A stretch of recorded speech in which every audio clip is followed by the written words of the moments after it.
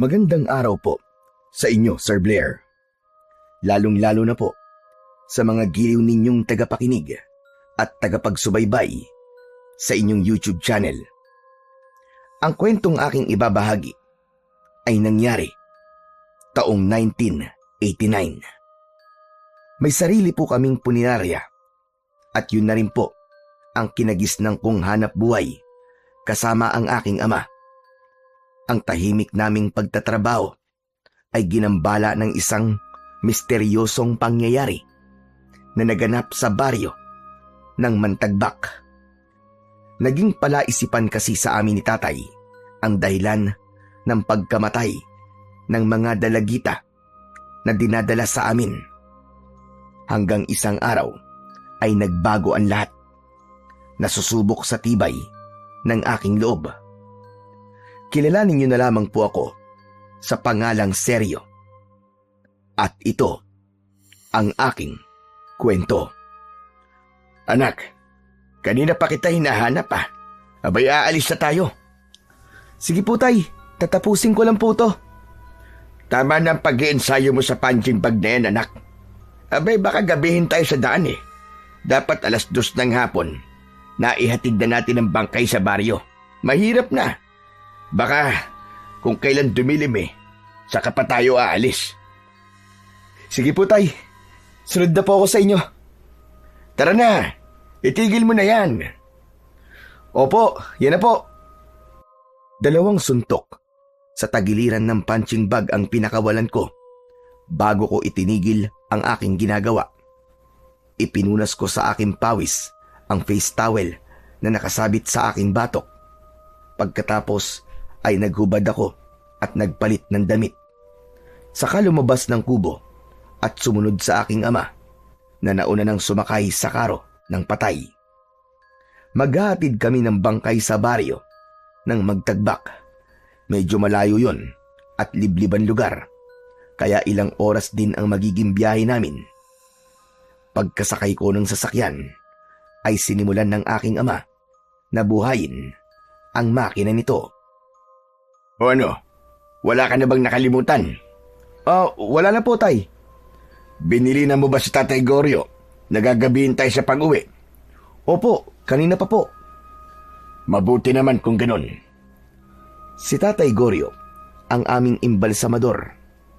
Matagal na siyang nagtatrabaho sa amin at itinuturing na naming pamilya. Magmula nang maghiwalay ang mga magulang ko, siya na ang nag-alaga sa akin. Maya-maya pa ay umandar na ang aming sasakyan. Kaya't napako ang aking atensyon sa daan. Mabato ang kalsadang binabagtas namin, kaya medyo gumigewang ang aming sasakyan. Habang abala ang aking ama sa pagmamaneo, naisip kong tanungin siya tungkol sa aking ina. Tay, may balita na po ba kayo kay nanay? Kung meron man akong balita sa iyong ina, ay malalaman mo kagad. Isang malalim na buntong hininga ang pinakawalan ko. Halata ko sa sagot ni tatay na ayaw niyang pag-usapan ang tungkol sa aking ina. Kung hindi niya pinagbuhatan ng kamay si nanay, marahil hindi umalis si nanay. Sigurado ay napansin ng aking ama ang biglang pananahimik ko. Kaya naman, nagtanong siya sa akin. Sandali lang. Bakit mo naman biglang naitanong ang tungkol sa nanay mo? Masama ba ang loob mo sa nangyari? Dahil kung hindi sa akin, baka buo pa ang pamilya natin ngayon? Hindi naman po sa ganon, tay. Kung may babalik ko lang ang nakaraan, hindi ko na sana yung ginawa. Alam ko naman po na nabigla lang po kayo at pinagsisisihan nyo ang ginawa nyo kay nanay. Kung nasan man siya ngayon, sana maayos ang kalagayan niya. Siguro, may pamilya na siya at mga anak. 9 na taon na po ang lumipas magmula nang umalis si nanay. Baka po masaya na siya sa bago niyang pamilya. Tay, bakit po ba hindi pa kayo nag-aasawa hanggang ngayon? Pambihira ka naman, oo. Bakit naman napunta ang usapan natin sa pag-aasawa ko? Para naman sumaya po ulit kayo. Tsaka, para makalimutan niyo na po kahit paano si nanay. Ay nako, seryo. Walang kapalit ang nanay mo sa puso ko. Siya lang ang babaeng minahal ko. Isa pa, tanggap ko nang magiging ganito ang kapalaran ko. Alam ko naman na kapag tumanda na ako, ay hindi mo ko pababayaan, di ba? Aba, syempre naman po, tay. Maiba nga pala tayo ng usapan, anak. Napapansin ko kasi napapadalas yata ang pag-iensayo mo sa punching bag. May pinaghahandaan ka ba? Naku tay, wala ho. Libangan ko lang ho yun. Nagpapakasaya lang po ako sa karunungan na itinuro po sa akin ni Tatay Goryo. Magmula po kasi na matuto ako sa pagsuntok. Para bang hinahanap-hanap na po ng katawan ko ang punching bag na yon. Pakiramdam ko para akong boksingero eh. Kung sa bagay, nakikita ko naman na malaki na talaga ang ipinagbago mo. Ilang punching bag na rin ang nasisira mo dahil sa lakas ng kamao mo. Naisip ko lang, anak, baka binabalak mong pumasok sa larangan ng boxing. Naku tay, wala po akong balak na pumasok dyan. Tsaka mabuti na rin po yung may konting alam ako sa self-defense. Yun lang po yun. Hindi na nagsalita ang aking ama na si Mang Hiner. Nakapokus lamang siya sa unahan ng aming sasakyan. Napatingin na rin ako sa daan, kaya napansin ko na para bang kakaiba ang itsura ng lugar na aming nadadaanan. Tay, mukhang hindi po ito ang daan papunta sa baryo ng Mantagbak ah. Ito pa rin ang daan papunta sa baryo ng Mantagbak, anak. Dumaan lang tayo sa shortcut para hindi masyadong makalug ang ataol sa loob ng sasakyan natin. Ay, akala ko po naliligaw na tayo eh. Teka tay, wala po ba kayong napapansin sa mga bangkay po na dinadala sa atin? Wala naman, anak. Ano ba napapansin mo sa mga bangkay? Hindi po ba nababanggit sa inyo ni Tatay Goryo? Nakakatakot daw pong itsura ng bangkay. Ano po bang meron sa lugar na yun, tay? Abay, hindi ko rin alam, anak. Pero nabanggit na rin sa akin yan ni Tatay Goryo. Hindi ko lang pinansin. Hindi niyo po ba tinitignan ang katawan ng bangkay? Hindi, anak. Si Tatay Goryo mo lang talaga ang nakakapuna sa bangkay. Hindi na ako nagtanong kay tatay. Ibinaling ko na lamang ang aking atensyon sa gilid ng kalsada. Pagkalipas ng 2 oras na pagbiyahe, sa wakas ay narating na rin namin ang Mantagbak. Pagsalubong pa lang ng pamilya ng namatay, ay bumuhos na kagad ang luha ng mga kaanak. Sanay na ako sa ganong eksena, kaya lang ay hindi ko pa rin maiwasan ang hindi malungkot. Lalo na kung ang ikinamatay ng biktima ay dahil sa kagagawan ng isang taong halang ang kaluluwa at pinatay sa karumal-dumal na paraan. Anak, tulungan mo kong buksan ng pinto. Dapat pala, ipinaayos na natin to bago tayo umalis ng bahay. Nasira lang naman po yan dahil lubak-lubak buong kalsadang dinaanan natin kanina eh. Oo nga no, baka nga dahil doon. Pagkalipas ng 5 minuto, ay nabuksan namin ang pintuan. Halos mabingi kami ni tatay sa malakas na iyakan ng mga taong naroroon. Hanggang sa pagpasok namin sa loob ng bahay ng pagbuburulan. Napansin ko na marami ang mga taong nakaupo sa silya. Naghihintay sila sa patay. Kanya-kanya ng bulungan. Halos lahat ay nakikisimpatya sa nangyari sa dalagita. Anak, kunin mo ang bayad at uuwi na tayo. Sige po tay, hintayin niyo lamang po ako. Doon lang po kayo sa loob ng sasakyan. Nilapitan ko ng isang matandang babae na halos wala ng boses sa pag-iyak. Kinausap ko siya para kunin na ang bayad. Lola, excuse me po. Kukunin na raw po yung bayad. Tumingin muna ang matanda sa labas ng bahay, saka dumukot sa kanyang bulsa. Nanlaki ang aking mga mata dahil marami siyang pera. Tig-1,000 yun na nakalagay sa kulay puting sobre. Ibinigay niya sa akin ng bayad, 20 milyon. Sobra yon sa totoong halaga ng aming serbisyo. Lola, sobra po itong binayad niyo sa akin. Itinulak ng matanda ang kamay ko. Ang sabi niya, tip niya raw yun sa amin dahil maayos daw ang aming trabaho. Kaya wala na akong nagawa kundi ang tanggapin ang pera at nagpasalamat. Pagsilid ko ng pera sa aking bulsa, bigla akong napatingin sa isang batang lalaki. Nakatayo siya sa gilid ng bahay. Sa tingin ko, 10 taong gulang na ang bata. Nginitian ko siya, ngunit nanatiling seryoso ang bata. Ano kaya ang tinitignan niya? Seryo anak, tara na! Ano pang hinihintay mo dyan? Napatingin ako kay tatay dahil tinawag na niya ako.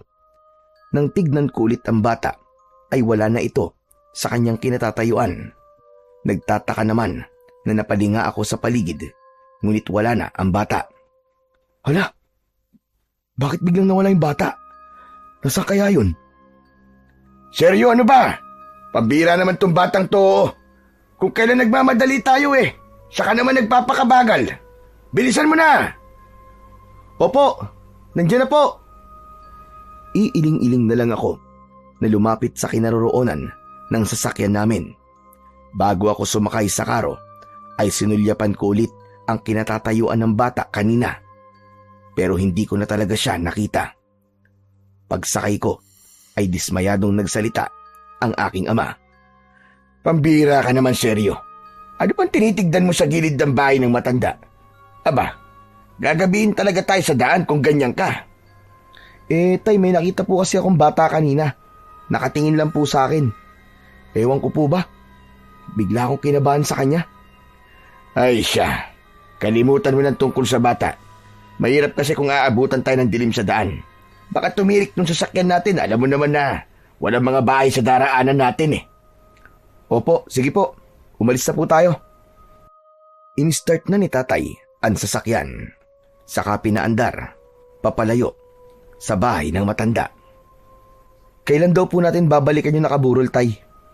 Ang sabi mga 5 araw daw ang lamay.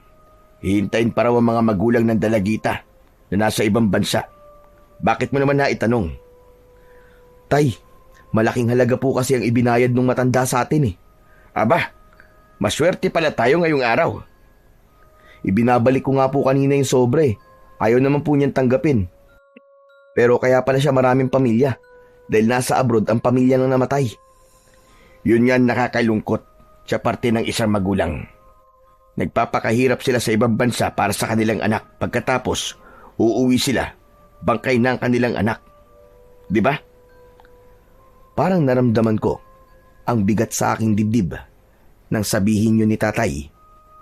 Maya-maya pa, naalala ko ang tungkol sa batang lalaki. Tay, napansin niyo po ba yung batang lalaki sa gilid ng bahay ng matanda? Alin ba dun? Yung punit-punit ang damit o yung batang lalaki na hindi ngumingiti? Yung hindi po kumukurap ang mga mata at seryosong-seryoso po yung anyo. Ah, yun ba? Nakita ko rin siya kanina. Tinignan niya nga rin ako Ewan ko ba? Magmula na magtama ang aming mga mata. Yun nga, bigla akong kinabahan at hindi mapakali. Napaunat ako sa pagkakaupo dahil ganun din ang naramdaman ko nang magsalubong ang aming paningin nung batang lalaki. Hala, pareho po pala tayo na naramdaman, tay. Kaya nga po ako natigilan kanina Ay nako, wag mo nang isipin yun. Hindi naman natin kilala ang batang yun Kung sa bagay, tama naman po kayo. Hindi lang po talaga mawala sa isip ko ang itsura niya kanina. Hindi na nagsalita si tatay, kaya ibinaling ko na lang ang aking atensyon sa daan. Pagkalipas ng 2 oras na pagbiyahe, ay narating na namin ang aming bahay. Sa puninarya na rin kami natutulog, kasama ng mga kabaong. Nang una ay natatakot ako, pero nang masanay ako, ay baliwala na sa akin ang itsura ng paligid ko. Minsan nga, nararamdaman ko na parabang may kasama akong ligaw na kaluluwa sa aking silid. Tapos may mga oras na nagigising ako na parabang merong naglalakad sa tabi ko. Kung minsan naman ay para bang may naririnig akong umiiyak. Sinasabi na lang sa akin ni Tatay Goryo na normal lang daw na makakaramdam ako ng mga ganun dahil daw sa uri ng aming hanap buhay. O sige na, mauna ka nang pumasok sa loob ng bahay, anak. Aayusin ko pa kasi itong sasakyan. Sige po, Tay. Magpapahinga na po muna ako. Agad akong tumalikod kay Tatay na nagsimula ng ayusin ang pinto. Pagpasok ko sa loob ng bahay ay nakita ko si Tatay Goryo. Lumapit siya sa akin at iniabot ko naman sa kanya ang kulay puting sobre. Tatay Goryo, kayo na po magtabi ng pera sa sulong. Bigla po kasing sumama ang pakiramdam ko eh. Tinanggap ni Tatay Goryo ang iniabot kong pera. Pagkatapos ay nagtungo ako sa loob ng aking silid. Pero dahil hindi ako mapakali, nagpunta na ako sa kubo sa likod ng puninarya para mag-ensayo. Pagkalipas ng kalahating oras ay narinig ko ang boses ng aking ama mula sa likuran. Seryo, akala ko ba magpapahinga ka? Sabi sa akin ni Tatay Goryo masama raw ang pakiramdam mo. Oh, tapos nandito ka. Ano ginagawa mo rito? Tay, nagpapapawis lang po ako sandali. Baka naman iniisip mo pa rin ang tungkol sa bata, pambihira ka. Yun nga eh. Isa na nga po yun sa dahilan, Tay. Ay, teka sandali lang po. Bakit nandito po kayo? Siya nga pala. Bala kong ibigay sa ito. Pinagmasdan ko ang kwintas na merong palawit na kulay puting bato. Tinanggap ko yun at nagtatakang napatingin kay Tatay. Tay, para saan po ang kwintas na to? Ang sabi, pantaboy raw yan ng masasamang nilalang na hindi nakikita ng pangkaraniwang tao. Minana ko pa yan sa lolo Gaston mo. Buhay na bato ang tawag dyan. Pero, bakit niyo po ako binibigyan ng ganito, Tay? Naisip ko lang na ibigay yan sa'yo. Baka nakakakita ka pa rin ng mga ligaw na kaluluwa Lalo na, at hindi naman ako sigurado, kung naisara na ba ng tuluyan ni Tatay Gaston ang ikatlo mong mata.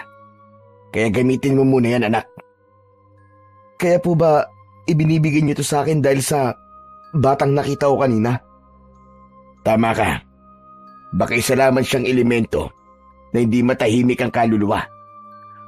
Sinasabi niyo po ba nang nakita kong bata sa bahay ng matanda ay isang kaluluwa, Tay? Pero matagal na po akong hindi nakakakita ng multo eh. Hindi ako sigurado. Pero sa tingin ko, baka kaluluwa ng namatay ang nakita mo kanina. Ano ba yan? Bigla naman po akong kinalibutan, Tay. Sus! Huwag kang matatakot sa kaluluwa. Matakot ka sa mga buhay at sa totoong aswang. Kasi, maaari ka nilang saktan. Hala, sige na. Tama na ang paglilibang mo sa punching bag na yan. Ako nahihirapan sa ginagawa mo eh. Tatay naman. Sige na, sige na. Kung nakakapagsalita lamang ang punching bag, aba, matagal na niyang pinagmumumura ka. Nakangiting sabi sa akin ni Tatay, sabay talikod at iniwan ako sa loob ng kubo. Tinignan ko ulit ang kwintas, saka ko yun isinuot sa akin leeg. Para bang bigla kong naramdaman ang kakaibang enerhiya na pumasok sa aking buong katawan. Nawala ang panghihina at pagod ko. Ipinagpatuloy ko ang pagsuntok sa punching bag. 2 minuto ang lumipas, saka ako nagpasyang umuwi. Pagdating ko sa bahay, ay dumiretso agad ako sa loob ng aking silid. Nahiga na ako sa aking katre. Dala ng aking pagod, ay agad akong nakatulog. Kinabukasan, ay nagising ako sa mahinang boses sa labas ng aking silid. Bumangon ako at nilapitan ko ang pinto. Binuksan ko yun at tumambad sa aking paningin si Kapitan Tarok. Bumundol ang kaba sa aking dibdib dahil sa tuwing nakikita ko siya, palagi siyang may dalang bangkay. Tay, ano pong ginagawa dito ni Kapitan? Anak, may bago na naman siyang dinalang bangkay. Anak ng... Parang napapadalas po yata ang mga namamatay sa lugar niyo, Kapitan ah. Ay nako, ewan ko ba. Ang hirap ipaliwanag ang mga nangyayari sa baryo namin. Para bang isang salot na mahirap buksain. Kahit be, nagpapatupad ba kayo ng karpyo? Oo hindi na halos nagpapahinga ang mga tanod ko sa pagbabantay. Pero nakakalusot pa rin ang manyakis na pumapatay sa mga dalagita. Kapag hindi pa rin po nahulihan sa larin, malamang marami po talaga ang mapapahamak. Kaya nga katulong ko na mga kapulisan sa pagbabantay sa aming lugar. Pero wala pa rin Hindi pa rin talaga mahuli ang punyetang killer na yon. Saglit kaming tumigil sa pakikipag-usap kay Kapitan Tarok. Nang lumabas si Tatay Goryo, sinabi nitong bukas pa ng umaga, madadala ang katawan ng biktima dahil kailangan pang manatili ng katawan ng dalagita sa loob ng 24 oras. O sige, tutuloy na ako. Akma na sanang aalis si Kapitan Tarok nang magpahabol sa pagsasalita si Tatay Goryo. Sinabi nito na bakit daw halos lahat ng mga biktima ay parabang tinaddad ng saksak ng ice pick. Talagang wala raw bang balak buhayin ang biktima. Diyos ko, brutal na naman ang pagpatay sa dalagita. Wala talagang awa ang pumatay sa kanya. Kaya nga nagkakagulo ng mga tao sa baryo. Halos lahat sila ay nakikipagtulungan na rin sa amin. Pero wala talaga. Mahusay magtaguan sa larin para mapalos. Ay, kailangan ko nang umalis at marami pa akong aasikasuhin. Nang makaalis si Kapitan Tarok, ay nagkatinginan kaming tatlo. Malakas ang kutob kong may impluwensya ang tao may gawa nun sa mga biktima. Abay, halos isang babae sa isang araw ang nabibiktima niya. Hanggang ngayon, wala pa rin nangyayari sa kanilang investigasyon. Isipin mo yun? Sa tingin niyo, Tay, may alam po kaya si Kapitan sa mga nangyayari? Aba, mabigat yung paratang mo na yan, anak. Mag-iingat ka sa binibitiwan mo salita. Nabanggit ko lang naman po, Tay. Naputol ang pag-uusap namin ni Tatay nang magsalita si Tatay Goryo. Sinabi niya na hindi lang basta saksak ng ice pick ang nakita niya, kundi merong isang malalim na 2 butas sa leeg ang nakita niya na parabang galing sa kagat ng isang mabangis na hayop. Biglang bumundol ang kaba sa aking dibdib at nakaramdam ng awa para sa biktima. Kahit hindi ko nakikita ang katawan ng biktima, para bang ang hirap huminga. Parang ang bigat. Halimaw talagang may gawa. Tama ka, anak. Ay nako, bakit ba tayo ang apektado sa nangyayari sa baryong yun? Dahil ngayon lang po ito nangyari, Tay. At sa baryo lamang na yun ang sunod-sunod na merong pinapatay. Pakiramdam ko ng mga oras na yun ay pamilya kami ng biktima. Hanggang sa pagsapit ng gabi ay hindi ako makatulog. Hindi ko alam kung para saan ang nararamdaman ko na pag-aalala. Kinabukasan, handa na kami para sa paghatid ng bangkay sa baryo. Habang binabagtas namin ang daan, muli naming pinag-usapan ang tungkol sa biktima. Tay, alam nyo, sa lahat po ng hinatid natin sa baryo ng Mantagbak, dito ako mas kinakabahan. Ako rin, anak. Ngayon lang ito nangyari sa akin. Bakit kaya? Sabi po dati ng matandang nakausap ko nun, batay raw po sa trabaho natin, ang mga hindi natatahimik na kaluluwa ay palaging nakasunod sa mga tao na may kakayahang makaramdam ng presensya nila. Para bang kasama natin ang kaluluwa ng namatay? Alam ko ang tungkol doon, anak.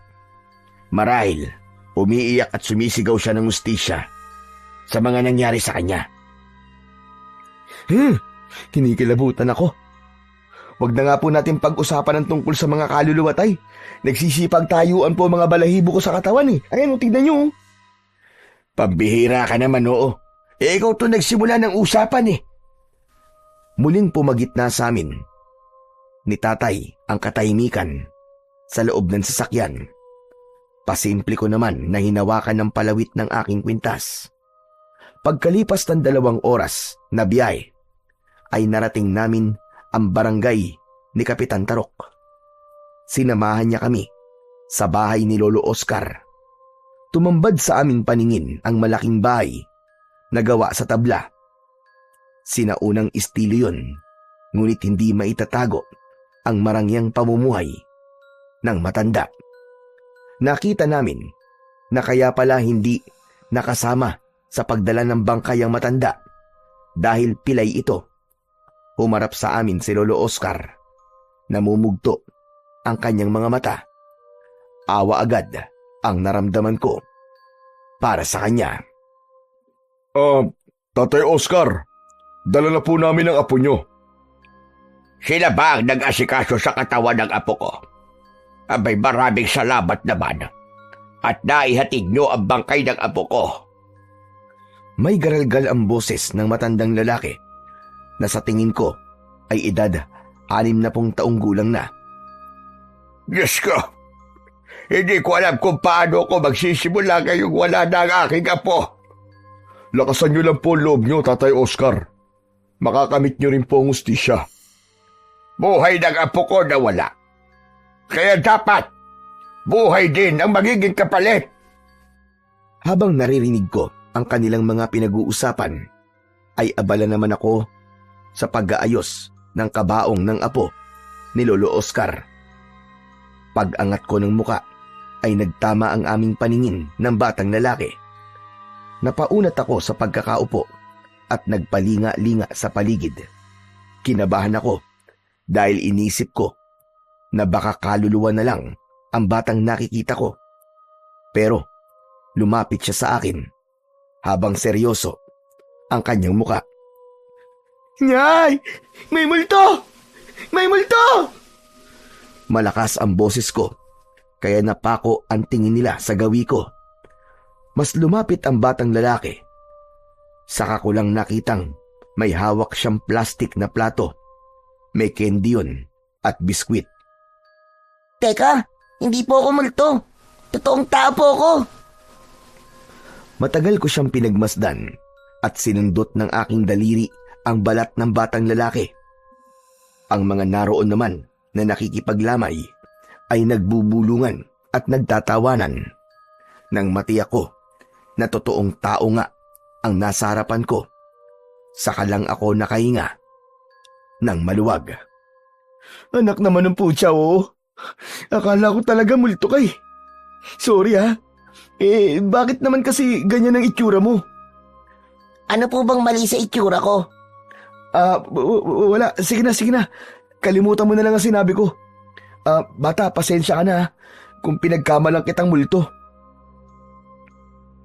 Hindi nagsalita ang batang lalaki. Sa halip, tumabi siya sa akin ng upo. Hindi kayo dapat nagpunta rito, kuya. Ha?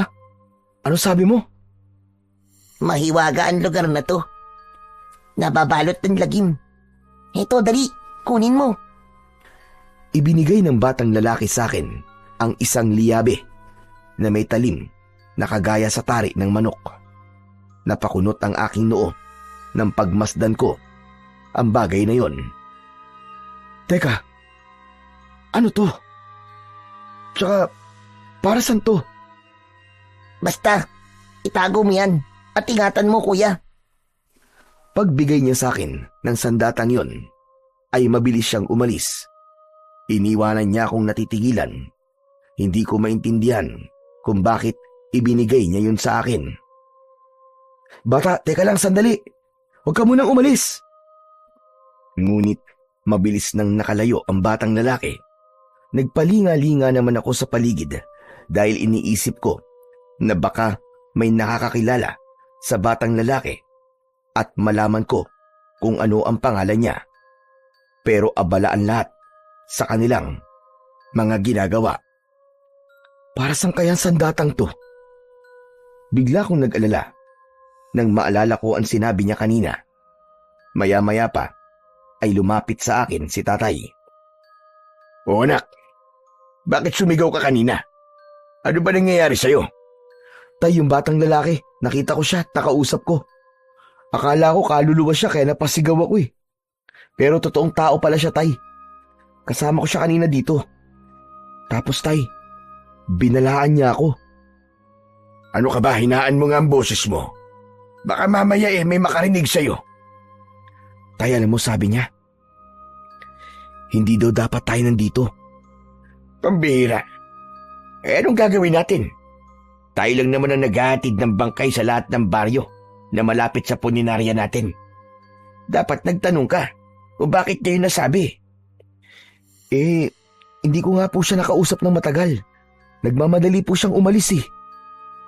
Kung ganun, pasekreto lamang siya lumapit sa'yo, ganun ba? Hindi kaya nagloloko lang ang batang yon, pinagtitripan ka? Pero Tay, seryoso po niyang sinabi sa akin. Ang ipinagtataka ko lang po, eto po, binigay niya po sa akin to. Pinakita ko kay Tatay ang ibinigay sa akin ng batang lalaki kanina.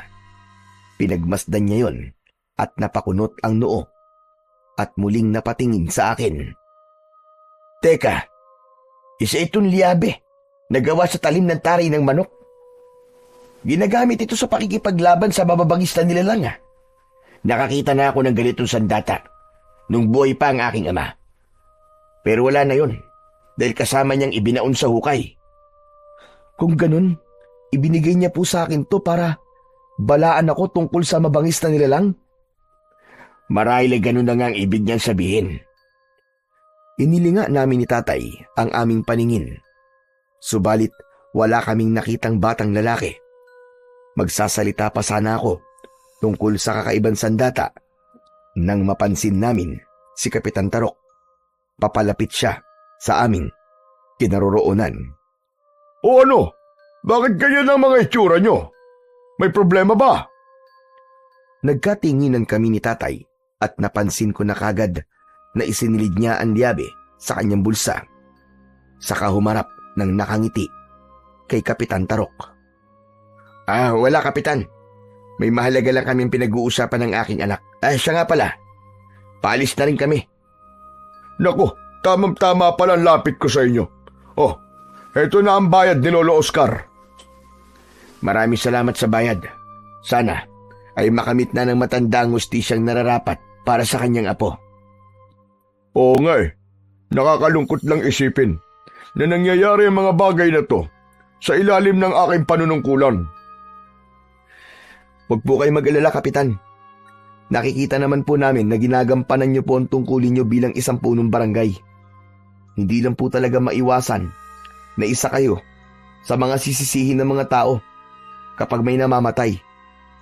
Ay nako, gusto ko na nga sumuko kapag nakakatanggap ako ng masasakit na salita mula sa aking mga kababaryo eh. Huwag ka sumuko, Kapitan Tarok. Kung merong nagagalit sa'yo, marami rin naman ang nakakakita sa lahat ng paghihirap mo. Kaya, kayanin mong pagsubok na ito. Mag-iingat ka lang palagi. Dahil ang isang paa mo, laging nasa hukay. Salamat sa sinabi mo, Hiner. O sige na, makakaalis na kayo at baka gabihin pa kayo sa daan. Isang tapik lang sa balikat ang itinugon ni Tatay kay Kapitan Tarok. Saka kami naglakad palabas ng bakuran at nilapitan ang kinaroroonan ng aming sasakyan. Ngunit pagdating namin sa kinaroroonan ng karo ay nakita naming flat ang gulong nun. Anak naman ng putya, oh. Flat ang gulong. Parang tinusok ito ng matulis na bagay, ah. Patingin nga, Tay. Hala, sino kaya may gawa nito? Ay, nako. Ewan ko, anak. Siguro, pinaglaruan lamang ng bata dyan sa gilid. Paano kaya nito tayo ngayon? Mukhang gagabihin talaga tayo sa daan. Saglit ako napaisip at nagpalinga-linga sa paligid. Wala naman akong nakitang kahina-hinalang kilos na posibleng gumawa nun sa gulong ng aming sasakyan. Muli akong napatingin sa aking ama at bigla kong naalala ang sinabi sa akin ng batang lalaki. Tay, hindi po kaya May ibig sabihin talaga ang sinabi ng bata kanina. Tapos, ito na po ang unang senyales. Baka hindi na po tayo makakaalis sa lugar na to. Anak naman, huwag mo nang dagdagan pa ang pag-aalalang nararamdaman ko. Pambihira ka naman, oo. Pasensya na po, Tay. Sinasabi ko lang naman po kung anong pagkakaintindi ko sa sinabing yun ng bata. Ewan ko. Sa mga nangyayari ngayon sa tingin ko, may ibang dahilan kung bakit sinira yung gulong natin. O baka naman, pinaglaruan lang talaga ang gulong natin ng mga taong walang magawa sa buhay. Anak ng teteng, oo. Kahit na po, Tay. Hindi nila dapat pinaglaruan ang gulong natin. Alam naman nila na ito lamang ang hanap buhay natin, di ba? Tapos, sisirain lang nila ng ganun-ganun lang. Ay naku, tama na nga yan. Wala na tayong magagawa. Hala, sige na. Hayaan mo na, anak. Ayusin na lang natin ang gulong. Kung hindi natin ito maayos hanggang gabi, makikituloy muna tayo sa bahay ni Lolo Oscar. Sige po. Pero sana, maayos po natin yung gulong, Tay. Pinagtulungan naming ayusin ni Tatay ang gulong. Subalit, nadismaya kami nang makita na wala pala kaming dalang pamalit sa gulong na nabutas. Hindi ko tuloy maiwasan ang hindi madismaya. Lintik na. Pag inaabot ka nga naman ng kamalasan, hindi pala tayo nakapagdala ng reserbang gulong, anak. Diyos ko naman, mukhang dito nga tayo magpapalipas ng gabi. Hayaan niyo na po, Tay. Makikiusap na lang po tayo kay Lolo Oscar na kung pwede, ay sa kanila muna tayo magpapalipas ng gabi. Ano pa nga ba? Kahit kagamitan na pwede nating ipang-ayos sa gulong, hindi rin tayo nakapagdala eh. Hindi pa naman natin basta maihiram ang rescue vehicle ni Kapitan. Dahil kailangan yun sa baryo nila. Bumalik kami sa bahay ni Lolo Oscar. Nadatnan namin, nakausap ni Kapitan Tarok ang matanda. Napatingin sila sa amin at bumakas sa kanilang muka ang pagtataka. Oh, bakit bumalik kayo? May sumira sa gulong namin. Makikiusap sana ako kay Lolo Oscar na kung pwede, ay dito muna kami magpalipas ng gabi ng anak ko. Wala na bang problema sa akin? Malaki na ba ang bahay ko? O sige, huwag kayong mag-alala. At bukas na bukas din ako mismo maghatid sa inyo sa punerarya para kumuha ng gamit nyo. Sa ngayon kasi, gamit pa ang sasakyan namin Naiintindihan naman namin yun. Salamat, Kapitan, ha? Nang magkasundo, ay agad kaming sinamahan ni Lolo Oscar papasok sa loob ng kanyang bahay. Dinala niya kami sa magiging silid namin. Pagpasensyaan nyo na ang silid na ito. Ito ang kwarto ng aking apo. Kami po dapat na humingi ng pasensya sa inyo, Lolo Oscar. Nako, wala yon. Nakakahiya nga at nasira ang sasakyan nyo sa tapat ng bahay ko. Ay nako, nakakasura talaga ang mga tao ngayon. Walang pakialam kahit makapaminsala ng gamit ng iba. Hala, sige na. Maiwan ko na muna kayo rito. Aasikasuhin ko pa ang iba mga bisita. Tumalikod na sa amin si Lolo Oscar at lumabas ng bahay. Pagpasok namin sa loob ng kwarto, ay naupo ako sa gilid ng katre. Inilinga ko ang aking paningin sa paligid. Maayos at malinis naman ang gamit sa loob nun. Si Tatay naman ay panayang buntong hininga habang nakasilip sa bukas na bintana, kung saan ay tanaw niya ang mga taong nakikiramay habang nakaupo sa silya. Nakita namin na abalaan lahat sa pagtulong sa matanda. Kaya naman, naisip namin na siguro mabuting tao si Lolo Oscar. Maya-maya pa ay humarap sa akin si Tatay. Bakas sa mukha niya ang pag-aalala. Anak, parang kinakabahan ako sa lugar na ito. Pareho po pala tayo na nararamdaman, Tay. Parang mabigat po ang presensya ng paligid. Oo nga eh. Baka ganito siguro kapag merong namamatay, ano? Naiintindihan ko pong nararamdaman niyo, Tay. Tsaka, wag na po kayo mag-alala. Suot ko naman po ang kwintas na ibinigay niyo eh. Hindi ba't sabi niyo kapag suot ko to, itataboy niya yung masasamang elemento sa paligid? Kaya lang anak, mahirap pa rin umasa sa kwintas. Hindi lang talaga ako mapalagay pagkatapos kong marinig ang sinabi mo tungkol sa batang lalaki. Ang mabuti pa kaya magpahinga na muna tayo at baka naman pagod lang ito. Tay, maaga pa naman po para magpahinga. Lalabas lang po muna ako ng bahay. O sige, dito muna ako. Para kasing bumigat ang pakiramdam ko. Lumabas ako ng silid at iniwan si tatay sa loob ng kwarto. Pagkalabas ko, nakita kong nakatingin sa akin ng lahat ng mga taong naroroon. Pero binaliwala ko lang yun at naupo ako sa silya. Pagkatapos ay inilinga ko ang aking paningin sa paligid na para bang may hinahanap ako. Umaasa pa rin ako na sana ay makita ko ulit ang batang lalaki. Maya-maya pa ay lumapit sa akin si Kapitan Tarok. O ano, seryo? Kumusta ang silid nyo? Ayos naman po, Kapitan Tarok. Nakakahiya nga po kay Lolo Oscar Nako. Huwag kang mahiya sa kanya. Mabait na matandang yun. Matulungin at saka maaasahan. Tumutulong din siya sa mga batang walang bahay na masisilungan. Ganun po ba? Mainam naman kung ganun. Pero, Kapitan, hindi po namin akalain na masisira yung gulong ng aming sasakyan.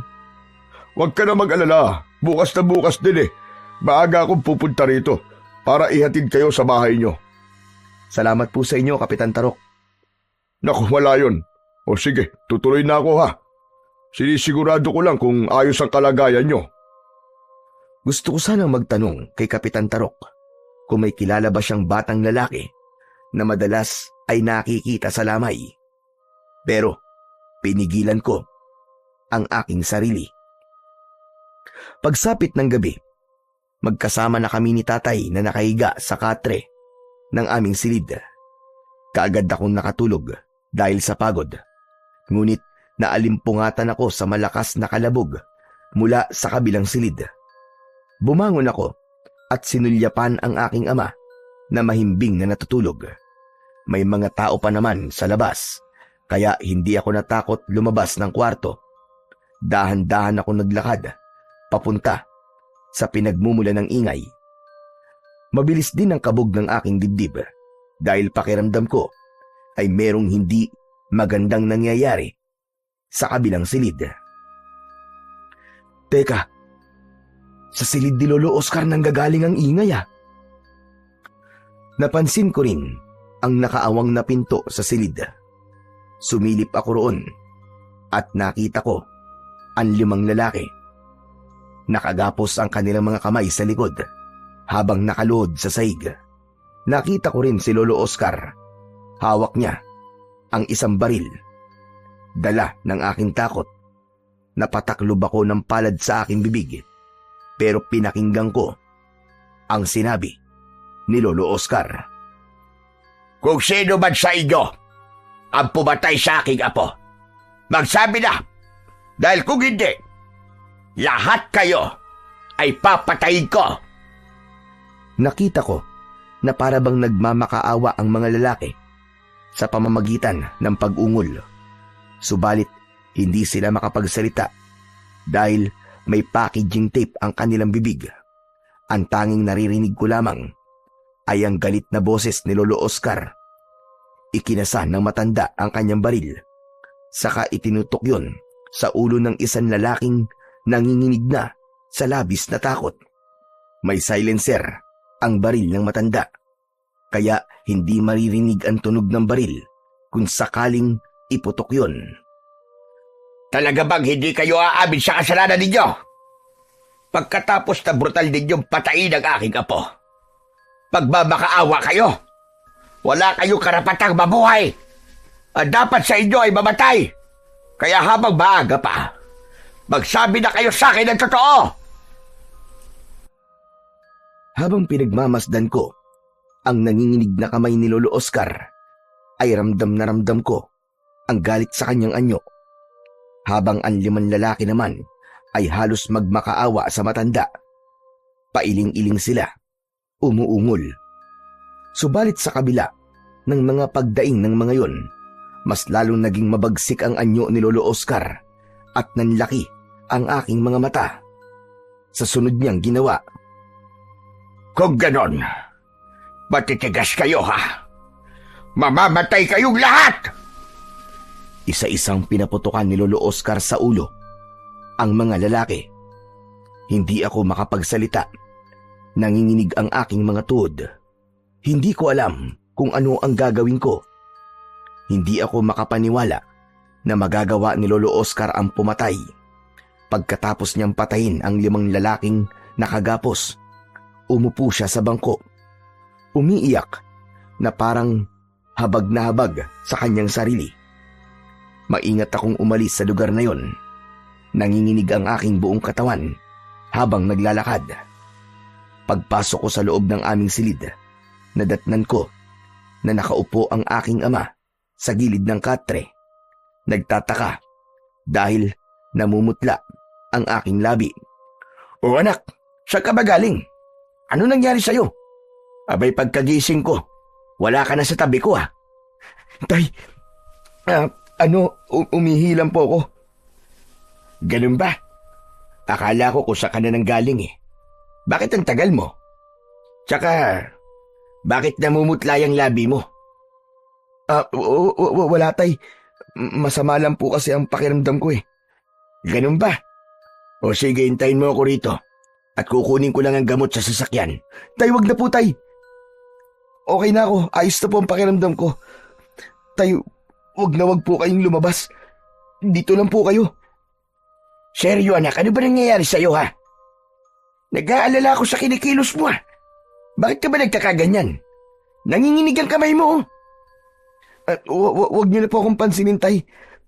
Ganito lang po talaga ako kapag may naaalala ko eh. O bakit? May nakita ka na naman bang ligaw na kaluluwa? Wala tay. Hindi naman po totoo ang ligaw na kaluluwa eh. Matulog na lamang po tayo. Para bukas tay, makaalis na po tayo sa lugar na to. Bumalik sa higaan si tatay. Pero ako, hindi na ako dinalaw ng antok. Pinakikiramdaman ko ang paligid sa silid namin. Ginawa ko ang lahat para hindi malaman ni tatay ang mga nakita ko. Nang mga sandaling yun, ay pabaling-baling ako sa higaan. Hanggang sa pagsapit ng umaga, ay nanatili akong nakatingin sa bubong ng kisame. Naramdaman ko na bumangon na si tatay. Anak, mukhang hindi ka na naman yata natulog ah. Kumusta ba ang pakiramdam mo? Maayos na ba? Opo tay, maayos na po ang pakiramdam ko. Bumangon ako sa aking higaan at humarap sa aking ama. Sa pagkakataong yun, ay nag-aayos ito ng kanyang damit. Tay, hindi pa po ba tayo uuwi? Uuwi na tayo anak, kaya lang, hindi dumating si Kapitan Tarok eh. Kaya tayo na ang pupunta sa kanya sa barangay hall. Sige po tay, sasama rin po ako sa inyo. Baka naman masama pa ang pakiramdam mo. Kung masama pa rin ang pakiramdam mo, maiwan ka na muna rito. Hindi na po tay, mas gusto ko pong sumama sa inyo. Sigurado ka ba? Opo, gusto ko na po kasing umuwi eh. Wala nang nagawa ang aking ama, kundi ang pumayag sa gusto ko. Ngunit baka sa kanyang muka ang pag-aalala habang sinusuri niya ang mga ikinikilos ko. Paglabas namin ng bahay, hindi ko nakita si Lolo Oscar.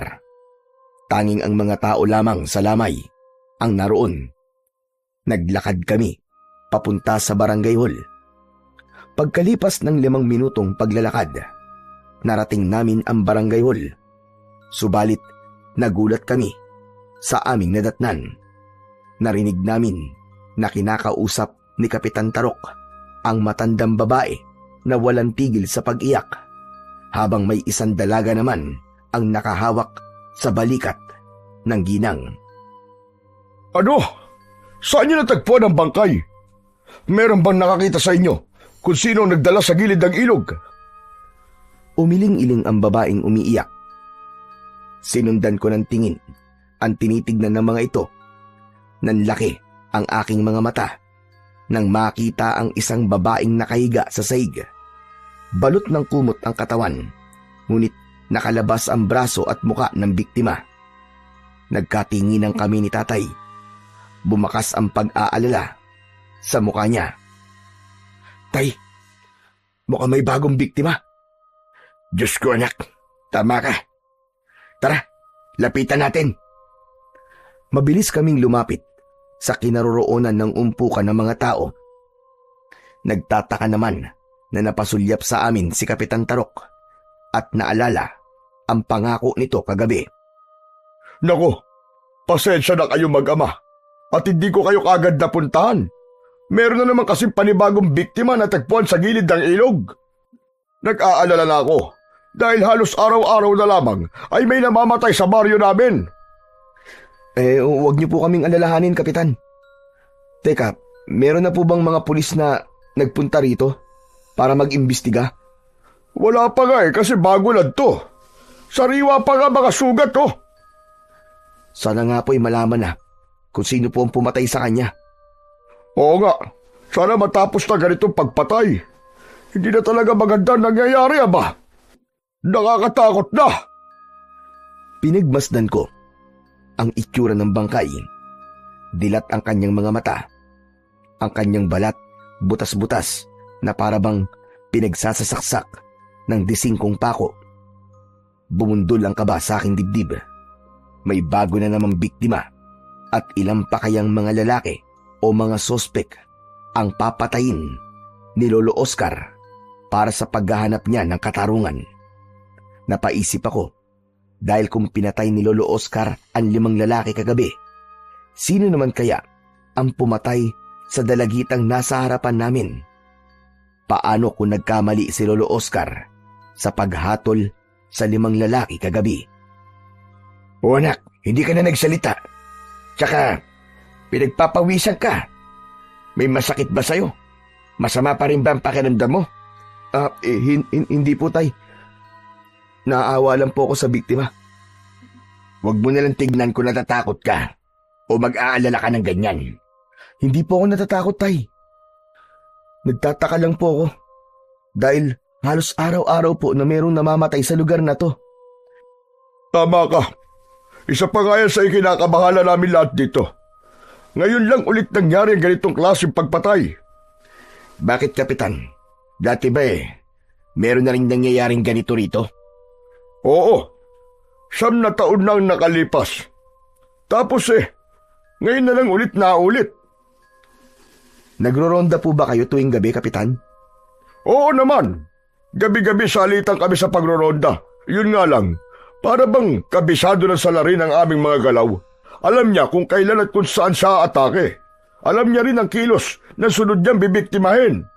Ang ipinagtataka lang namin, karamihan sa biktima niya ay mga dalagita.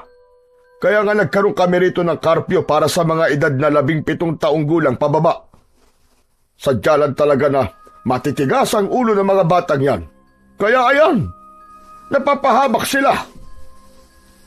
Bukod sa mga dalagita, sino pa ang mga binibiktima? Isa lang naman ang namatay noon, nakagaya sa itsura ng pagpatay ngayon. Yung nangyari sa babaeng dayo sa baryo namin. Pagkapanganak niya sa bata, ayun, pinatay siya. Pagkatapos ng pangyayaring yun, hindi na nasundan. Naputol ang pag-uusap namin nang dumating na ang mga pulis at inimbestigahan ang mga nangyari. Pagkatapos ay ipinaubaya ulit kay Kapitan ang pagdala sa bangkay sa aming puninarya. Kaya nagkaroon kami ng pagkakataon para bumalik sa bahay namin. Agad kaming sumakay sa rescue vehicle ni Kapitan. Habang nasa unahan namin ang sasakyan ng mga pulis, pagkalipas ng 2 oras, bumaba kami sa tapat ng aming puninarya at agad na inasikaso ni Tatay Goryo ang bangkay ng babae. Kahit bakas sa mukha niya ang labis na pagtataka, ako naman ay agad na pumasok sa loob ng aking silid at nagpalit ng damit. Lumapit naman sa akin ang aking ama at ibinigay niya ang liyabing ibinigay sa akin ng batang lalaki. Kinuha ko yun at inilagay sa aking bulsa. Ingatan mo ang liyabing yan, anak. Para kahit papano ay may sandata ka magagamit laban sa mga masasamang tao na magtatangka sa buhay natin. Pagkatapos mo magpalit ng damit, ay may pag-uusapan tayo ni Kapitan Tarok. Inaasikaso lamang niya ang mga dokumento para sa impormasyon ng biktima. Sige po, tay. Puntahan niyo na lamang po ako sa kubo, sa tambayan ko. Tumango ang aking ama, saka lumabas ng aking silid. Pagkatapos kong magpalit ng damit, nagpunta ako sa kubo at nag-ensayo sa pagsuntok sa punching bag. Pagkatapos kong mag-ensayo, ay naupo ako sa bangko at dinukot ko sa aking bulsa ang liyabe. Subalit naramdaman ko na para bang hindi ako nag-iisa sa lugar na yon. Nagpalinga-linga ako ng tingin sa paligid. Nakita ko ang isang batang lalaki na nakatayo sa pintuan ng kubo. Napatayo ako dahil sa labis na gulat. Ikaw? Paano ka nakarating dito? Sinong kasama mo? Sino ka? Sandali lang po. Isa-isa lang po ang tanong. Yun nga, paano ka nakarating dito? Sumakay po ako sa itaas ng bubong ng sasakyan ni Kapitan para makausap po kita. Anong kailangan mo sa akin? Bakit ka sumama sa amin na walang paalam? Dahil hindi niyo po siniseryoso ang sinabi ko. Binalaan na po kita. Sinabi ko sa yung huwag kayong pupunta sa lugar na yun. Dahil mapanganib at delikado ang buhay niyo ron. Marami ang mamamatay. At mas marami pa po ang mamamatay kapag hindi po kayo nakinig sa akin. Teka, ano bang ibig mo sabihin, bata? Namamatay ang lahat ng mga naghahatid ng biktima sa lugar namin. Hindi siguro nabanggit sa inyo ni Kapitan na meron din pinatay na nagtatrabaho sa punerarya. Halos lahat ng mga nagatid sa bangkay, pinapatay ng mabangis na nilalang. Sandali. Hindi kita maintindihan eh. Nakita ko po. Nakita ko kung sino ang pumatay sa babae. Anong sabi mo? Nakita ng dalawa kong mga mata kung anong klaseng nilalang ang pumatay sa kanila. Isang aswang. Isang aswang na naghahanap ng pagkain sa sementeryo. Siya ang totoong pumapatay. Magdahan-dahan ka sa mga sinasabi mo, bata. Hindi ako naniniwalang merong aswang. Bakit? Kaya mo bang ipaliwanag ang mga nangyari sa mga biktima? Sa tingin niyo ba, gagawin niyo ng isang normal na tao? Kaya po kita binigyan ng sandatang yan para ipagtanggol ang sarili mo. Para kung sakaling atakihin kayo ng aswang, may magagamit po kayo laban sa kanya. Ano bang aswang ang pinagsasasabi mo, bata? Isang aswang na balbal. Siya ang kumukuha ng bangkay sa sementeryo. Pinapalitan niya ng katawan ng saging ang katawan ng kanyang biktima. At hanggang ngayon, wala rin pong alam ang mga kababaryo namin tungkol sa aswang na yon. Diyos ko, totoo ba talaga yung mga sinasabi mong yan? Opo, maniwala kayo sa akin. Hindi ako nagbibiro. At hindi ako nagsisinungaling. Totoo ang mga sinasabi ko. Ang mga bakas ng saksak sa katawan ng mga biktima ay hindi nanggaling sa patalim o matulis na bagay. Kagagawan po yun ng kagat ng pangil ng aswang na balbal. Pero bakit kinakagat niya lang ang biktima niya? Bakit kailangan niya pang ipalibing bago niya lapain ang biktima? Parang ang labo naman yata nun. Ang balbal ay kilala po sa pagkain ng bangkay. At ang pagkagat niya sa katawan ng mga biktima ay palatandaan lamang po niya. Isang marka na yun ang kanyang sunod na kakainin. Sa oras na mailibing na sa sementeryo, ang katawan na nilagyan niya ng marka, madali po niyang maaamoy kung nasa ang kanyang sunod na target. Saglit akong natigilan. Matagal akong nakatitig sa muka ng batang lalaki. Ni ayaw gumana ng isip ko. Alam ko po na hindi madaling intindihin ang mga sinasabi ko ngayon. Subalit kung lalawakan mo lang ang pangunawa mo, agad mo pong maiintindihan kung bakit po ako nandito ngayon. Gusto ko lang po na bigyan kayo ng babala para makapag-ingat. Dahil sa oras na sumapit ang kabilugan ng buwan, ang katawan ng biktimang dadalhin nyo sa baryo namin ay huhukayin ulit ng aswang na balbal. Yun ang kanyang ritual para sa pagpapalakas ng kanyang kapangyarihan. Kilala mo na ba kung sino ang aswang na balbal sa baryo nyo? Sino ang aswang na tinutukoy mo?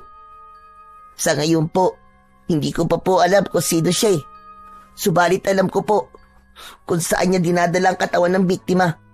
Matatagpuan po yun sa malaking bahay na nakatirik sa gitna ng kakahuyan. Doon magaganap ang pagriritual. Anong gusto mong gawin ko? Kailangan ko po ang tulong nyo. Dahil gusto ko rin pong bigyan ng hustisya ang nangyari sa nanay ko. Aswang na balbal po ang pumatay sa aking ina. Kung ganun wala ka ng nanay, sino nag-aalaga sa'yo? Hindi sumagot ang batang lalaki. Sa halip, dumating sina Kapitan Tarok at si Tatay. Si Kapitan ang sumagot sa aking tanong. Anak ko siya, seryo. Siya si Bendoy. Pasensya ka na. Hindi ko alam na sumunod siya sa atin. Kung anak niyo po siya, siguro alam niyo rin po ang tungkol sa aswang na balbal. Oo. At tama ang narinig mo mula kay Bendoy. Siyang aking espiya. Siyang nagbabantay sa paligid. Pero bakit wala po kayong ginagawa, Kapitan? Bakit patuloy kayong nagkukunwari na hindi niyo alam ang tungkol sa totoong pumapatay sa mga biktima? Hindi po ba kayo gumagawa ng paraan? Dahil mapanganib. Anong laban ko sa aswang na balbal? Hindi siya pangkaraniwang aswang lang. Kung ganun, bakit po kayo nandito? Ang ibig ko po sabihin bakit kami ang kailangan niyong kausapin? Sapagkat kailangan namin ng tulong niyong mag-ama.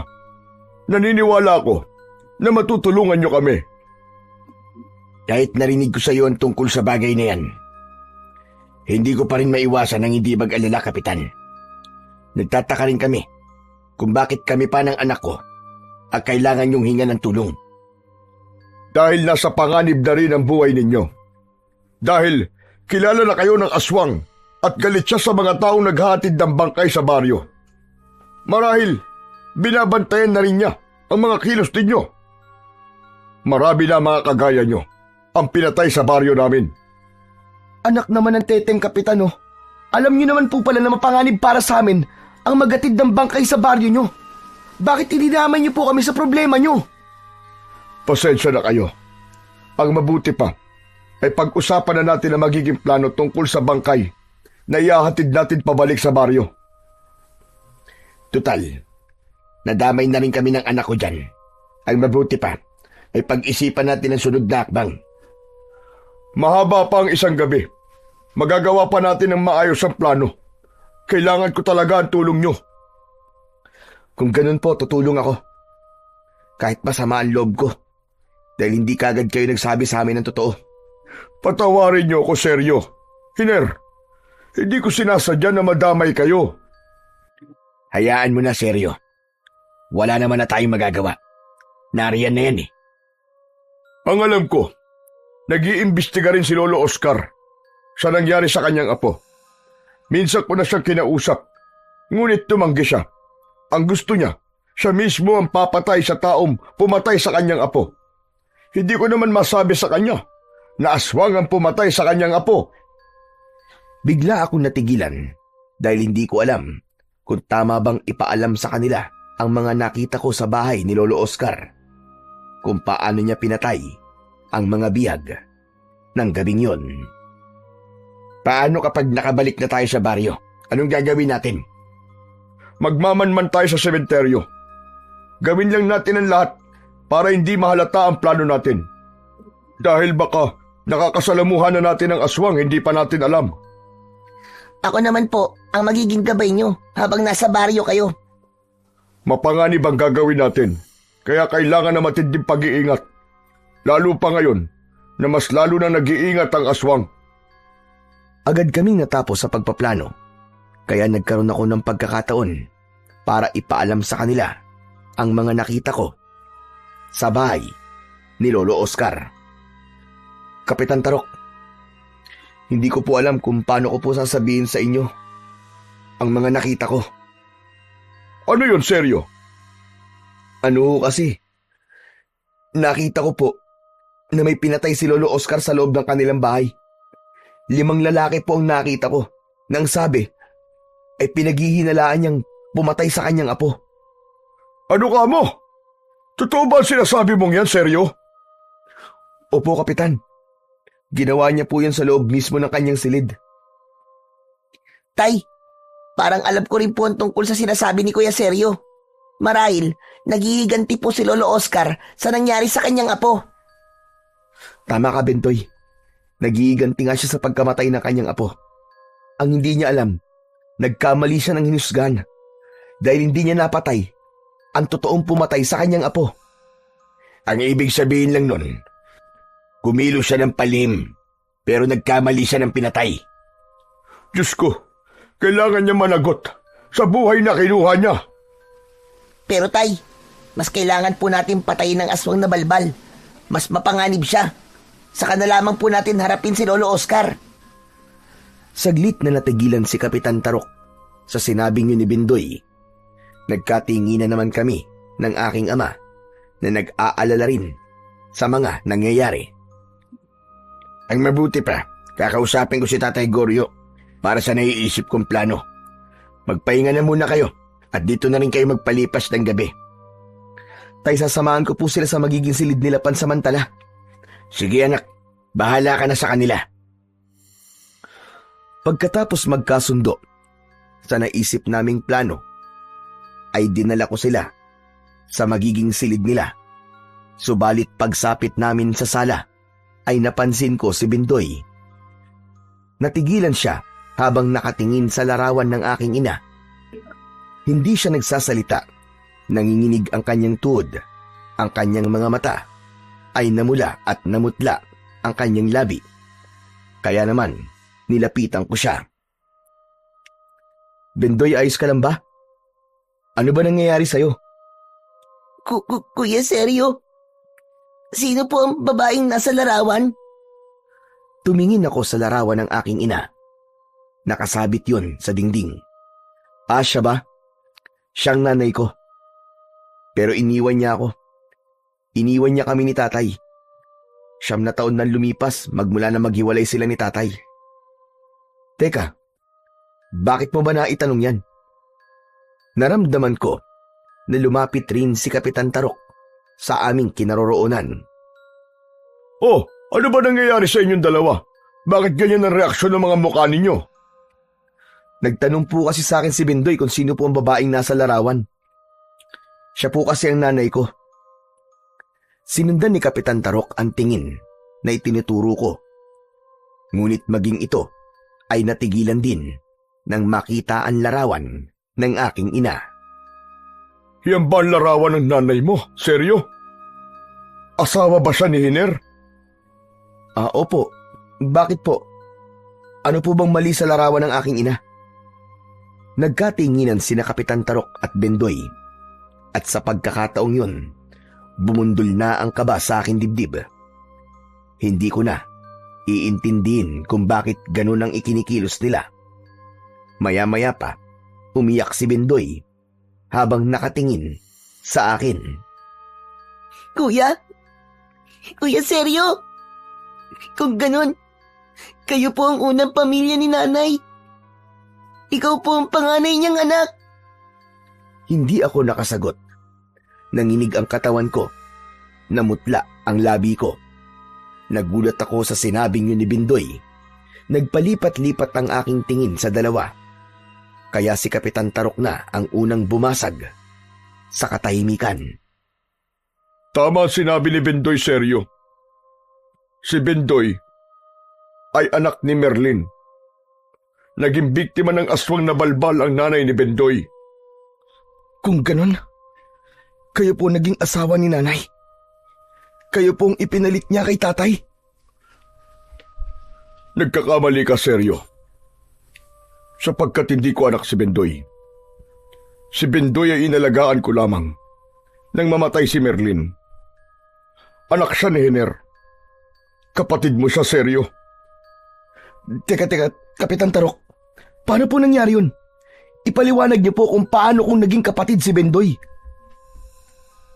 Hindi ako sinagot ni Kapitan Tarok. Malungkot siyang napatingin sa gawi ni Bendoy habang humahagulgul ito ng iyak. Maya-maya pa ay dumating si tatay. Nagtataka siya sa itsura namin ni Bendoy. Si Kapitan Tarok ang nagpaliwanag kay tatay. Hiner, hindi ko alam kung paano ito ipapaliwanag sa'yo. Pero may isang bagay kaming natuklasan sa loob ng bahay nyo. Ang babaeng nasa larawan. Siya ang ina ni Bendoy. Siya si Merlin, di ba? Oo. Paano mo nakilala ang asawa ko? Sapagkat siya ang ina ni Bendoy. Siya ang pinatay ng aswang na balbal. Kung ganun, ikaw pala ang ama ni Bendoy. Ang totoong ama ng bata.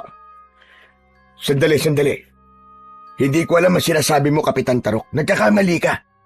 Matagal na kaming hiwalay ni Merlin. Kaya imposibleng anak ko si Bendoy.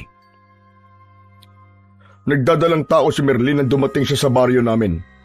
At pagsapit ng 9 na buwan, ang araw na ipinanganak niya si Bendoy, inatake siya ng aswang na balbal at namatay. Kaya ako nang nag-alaga kay Bendoy. Anak mo siya, Hiner. Maniwala ka. Kinilabutan ako sa aking mga narinig. Hindi ako makapaniwala na ang batang tumulong sa akin ay kapatid ko pala. Nang mga sandaling yun, hindi ako makapagsalita. Ganon din si tatay na parabang may biglang naalala. Diyos ko. Hindi kaya. Oo, Hiner. Anak mo talaga si Bendoy. 1 buwan ng buntis ang asawa mo nang maghiwalay kayo. Sa pagkakataong yun ay tuluyan ng naluha si tatay. Hindi niya alam ang kanyang gagawin. Napatingin siya sa batang lalaki na patuloy ang pag-iyak. Hindi nagtagal, si Bendoy ang unang nagsalita at lumapit sa aking ama. Tatay Hiner, kayo po ba talaga ang tatay ko? Anak ko. Diyos ko. Patawarin mo ko, anak. Hindi ko alam na buntis pa lang nanay mo nang iwan niya kami. Ikaw nga ang aking anak. Patawarin mo ko. Hindi ko talaga alam. Inabig ng yakap ng aking ama. Si Bendoy, parang pinipiga ang dibdib ko sa awa ko. Para sa aking nakababatang kapatid. Hindi ko alam kung ano ang naging buhay niya habang wala kami sa tabi niya. Mabuti na lang at merong nag-alaga sa kapatid ko. Diyos ko, maraming salamat po. Buhay ang anak ko. Buhay ang anak namin ni Merlin. Salamat din sa iyo, Kapitan Tarok, sa pag-aalaga mo sa aking anak. Walang anuman yun, Hiner. Masaya akong natulungan ang anak mo. Ngayong alam na natin na kapamilya mo si Merlin, may dahilan kung bakit tayo pinagtagpo. Yun ay para mabigyan ng hustisya ang nangyari sa kanya. Kung ganun po, diretso ang ating plano. Tuloy na natin to, wala nang atrasan. Para sa hustisyang nararapat para kay nanay. Pagkatapos ng naging pag-uusap namin, ay nagpahinga na rin kami para matulog. Kinabukasan, agad kaming nagbiyahe pabalik sa baryo. Nadatnan namin si Lolo Oscar na naghihintay sa amin. Masama ang kanyang tingin na parabang sinusuri ang aming kilos, pero hindi ko yun pinansin. Sa halip, diretso kami sa pagbaba ng kabaong ng dalagita. Inihatid namin siya sa pamilya niya at sinalubong kami ng kanyang kaanak na halos mawalan ng malay dahil sa labis na pagluluksa.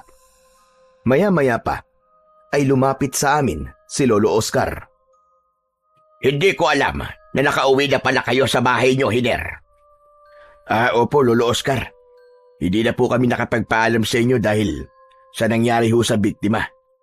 Pasensya na ho kayo. Mabilisan po kasi ang pag-aasikaso namin sa bangkay. Ganun ba? Nag-alala kasi ako sa inyo kagabi at hinanap ko kayo kung saan-saan. Mabuti na lang at may nakakita sa inyo. Lolo Oscar, bakit nga po pala kayo nandito? Sino po nagbabantay sa burol ng apo nyo? Marami namang nagbabantay sa kanya sa bahay. Pumunta lang ako rito para ibigay ang tulong sa pamilya ng namatay. Napakabuti niyo naman po, Lolo Oscar. At nag-abala pa po kayong tumulong para sa iba. Palagi po kayong tumutulong sa amin. Kaya maraming salamat po sa inyo.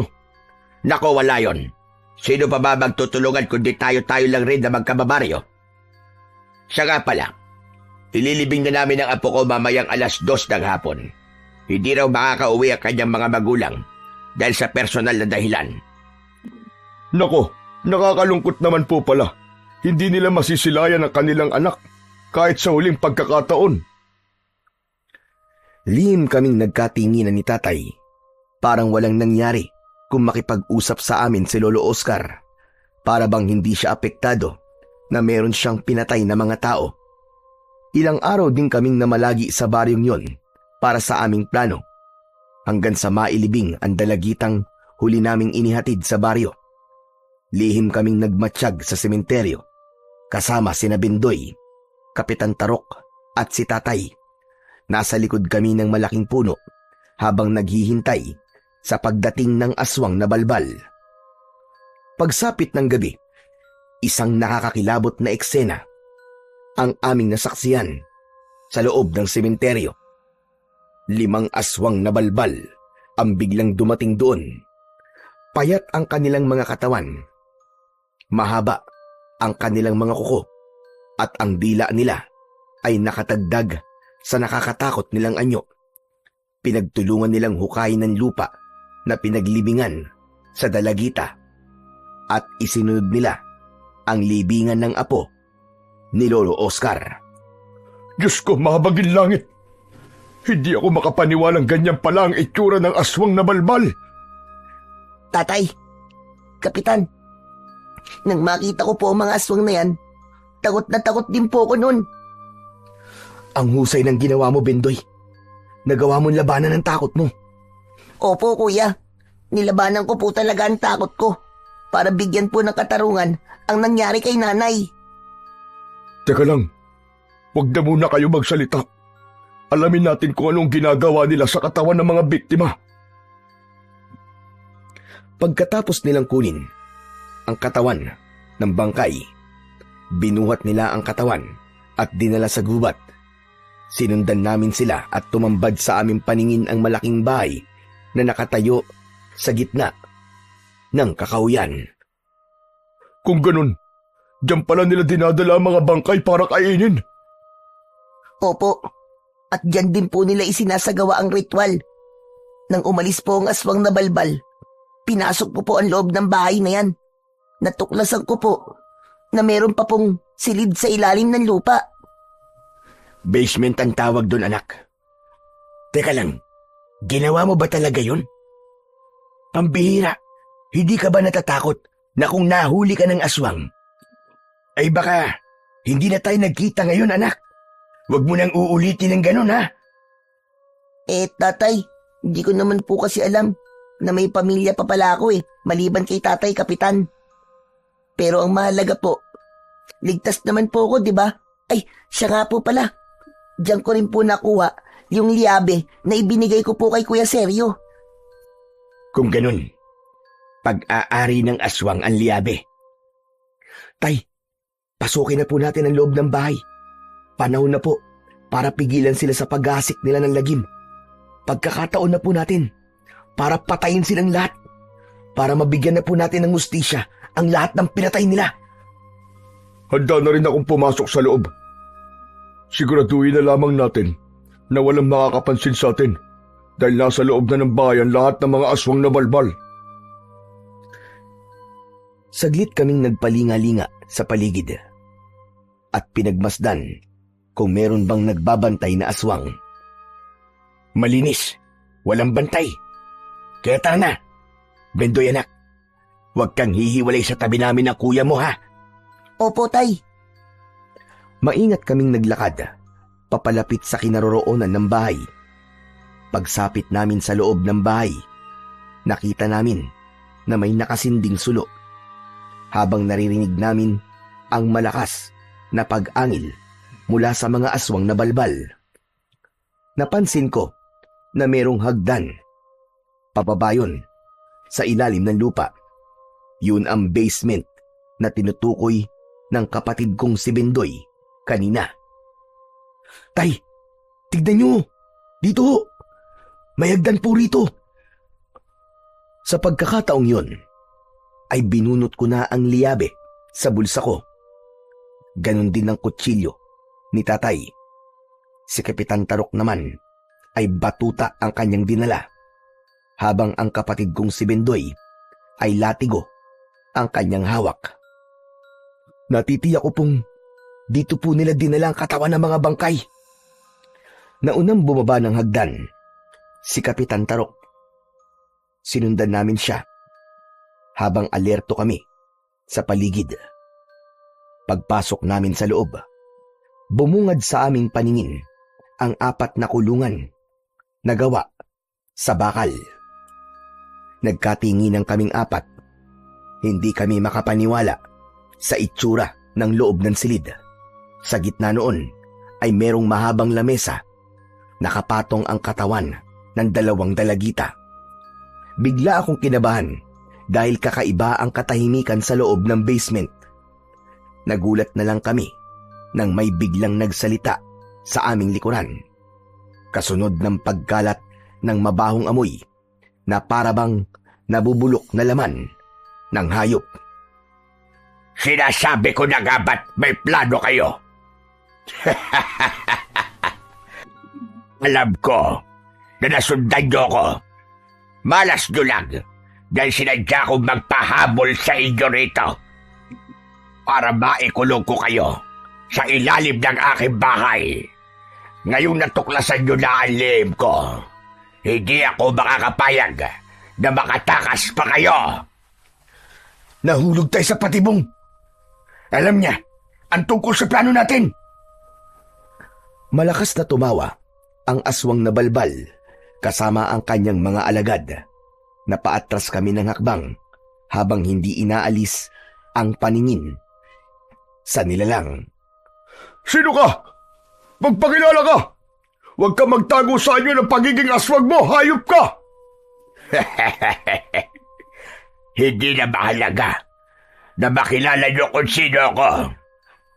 Malapit na rin naman kayong mamatay. Pakawalan niyo kami! Nagpapatawa ka ba? Kayo ang pumasok sa lungga ko. Pagkatapos, hihilingin mo sa akin na pakawalan ko kayo. Alam niyo ba na pinaghandaan ko rin ang pagdating ninyo?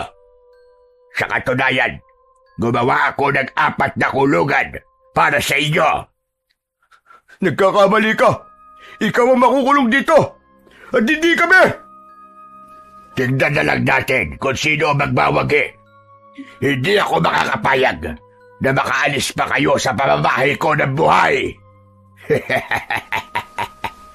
Sige, kunin silang lahat. Ikulong nyo sa mga kulungan na nakahanda para sa kanila. Mabilis kaming nahawakan ng mga aswang na balbal. Para bang may malakas na puwersa na pumigil sa aming katawan para lumaban. Nagsimulang uminit ang palawit ng suot kong kwintas. Ngunit walang epekto yon sa aswang na may hawak sa aking mga braso. Bawat isang kulungan ay may isang aswang na magbabantay sa inyo. Pero hindi naman ako ganun kasama. Lalabanan ninyo ang mga alagad ko. Kapag nanalo kayo, laban sa kanila, saka lang kayo makakalaya sa kulungan. Tay, Kuya Seryo, natatakot po ako. Huwag ka matakot sa kanila, Bendoy. Labanan mo siya. Alam kong kaya mo siyang labanan.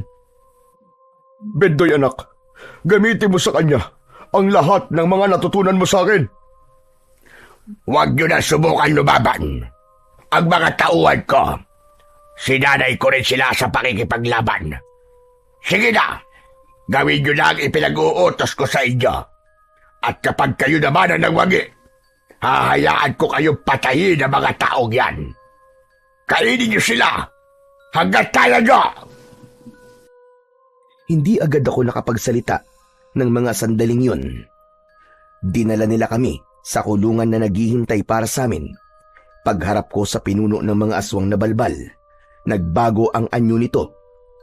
Naging si Lolo Oscar. Teka, ikaw pala ang pinuno ng mga aswang na balbal. Hayop ka, ang sama-sama mo. Hayop ka, matanda ka. Pumatay ka pa ng 5 lalaki sa loob ng bahay mo. Dahil lang ang sabi mo, sila ang pumatay sa apo mo. At naniwala ka naman. Pinasakay lang kita sa mga palabas ko para maging kapani-paniwala ang pagpapanggap ko. Ang saya nga eh. Hindi mo napansin na sinadya kong iwanan na bukas ang pinto. Nang gabing yon, kitang-kita ko ang takot sa mga mata mo. Kaya huwag ka na magpanggap na matapang ka. Dahil alam ko na natatakot ka. Huwag mong isipin na natatakot ako sa'yo, halimaw ka. Wala kang kasing sama. Pati ang apo mo. Pinatay mo rin. Hindi ko siya apo. Hindi ko siya kadugo. Bahagi lang siya ng pagkukunwari ko para mas maging kapani-paniwala ang pagpapanggap ko. Ginawa ko lang siyang pananggalang para hindi ako paghinalaan ng mga tao. Pero ang laki ng pagkakamaling ginawa ninyo. Dahil inalam nyo pa rin ang katotohanan. Hindi ko hahayaan na mabuhay pa kayo. Kaya simulan nyo ng magdasal habang may oras pa kayo. Mabubuhay kami. Ikaw ang mamamatay sa lugar na to, Oscar. Kahit ano sabihin mo, ipagkakalat ko sa buong baryo na ikaw ang aswang na pumatay sa mga dalagita. Kampung ka ni Satanas! Kahit na anong sabihin mo, hindi na tumatalab sa akin ang mga ganyang-ganyang salita. Ang isipin nyo ay kung paano pa kayo makakatakas sa kulungan na nakahanda para sa inyo.